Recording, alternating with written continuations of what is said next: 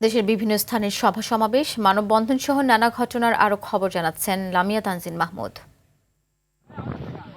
সাতক্ষীরা থেকে চট্টগ্রাম যাওয়ার পথে কেমিক্যাল ও কার্বাইড দিয়ে পাকানো প্রায় ৯,০০০ কেজি অপরিপক্ক আম জব্দ করেছে পুলিশ। ময়লার ভাগাড়ে আমগুলো নষ্ট করা হয়েছে।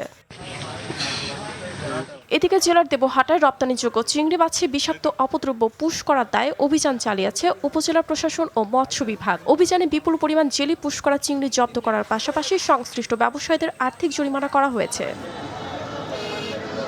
বরিশাল নগরীর ৮টি ডায়াগনস্টিক সেন্টারে অভিযান চালিয়ে প্রায় 2,82,000 টাকা জরিমানা করেছে জাতীয় ভোক্তা অধিকার সংরক্ষণ অধিদপ্তর।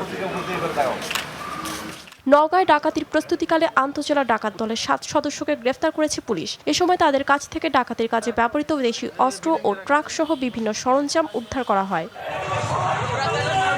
মাগুরায় জুলাই আগস্ট গণঅভ্যুত্থানে নিহত শহীদ রাব্বি সহ সকল শহীদের হত্যার আসামিদের গ্রেফতার ও দ্রুত বিচার এবং অযৌক্তিক জামিন বন্ধের দাবিতে বিক্ষোভ মিছিল ও সমাবেশ অনুষ্ঠিত হয়েছে।